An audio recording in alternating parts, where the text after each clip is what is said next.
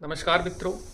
संभल मस्जिद विवाद में कल इलाहाबाद हाई कोर्ट का एक बहुत ही ऐतिहासिक फैसला आया, जिसमें कोर्ट ने सर्वे और मुकदमे पर लगी रोक को हटा दिया है और वाद को पोषणीय भी माना है। साथ ही कोर्ट ने ये टिप्पणी भी की कि किसी ऐतिहासिक और ठोस तथ्यों पर आधारित किसी ऐतिहासिक विरासत के दावे को दरकिनार करना दरअसल न्याय की आत्मा के विपरीत है। दरअसल मस्जिद कमेटी ने याचिका दाखिल की थी हाई कोर्ट में कि सेक्शन 80 का अनुपालन नोटिस पीरियड का नहीं हुआ है इस मामले में, और साथ ही साथ ये पूजा स्थल अधिनियम के प्रावधानों का भी उल्लंघन है। कोर्ट ने इस संबंध में भी स्पष्ट किया कि सेक्शन 80 जो सीपीसी का है उसके क्लॉज 2 में कुछ ऐसे मामलों में जहां त्वरित न्याय की आवश्यकता है वहां पर ऐसी छूट दी जा सकती है। साथ ही पूजा के अधिकार की मांग करना पूजा स्थल की स्थिति को बदलना नहीं है, और प्राचीन स्मारक अधिनियम 1958 के तहत प्रवेश और पूजा की मांग का हक बनता है इस मामले में। दरअसल इसकी पृष्ठभूमि समझते हैं।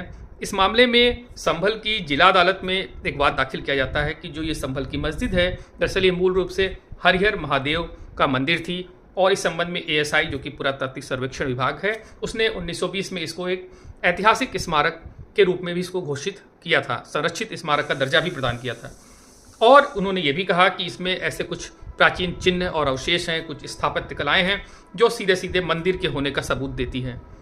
इन सब बातों को ध्यान में रखते हुए वहाँ की सिविल कोर्ट ने एक आदेश जारी किया था एएसआई के लिए कि वो एक वैज्ञानिक सर्वेक्षण के आधार पर अपनी रिपोर्ट प्रस्तुत करें ताकि आगे की कार्रवाई की जा सके, और उसी के संबंध में मस्जिद कमेटी ने इलाहाबाद हाई कोर्ट में ये याचिका दाखिल की थी।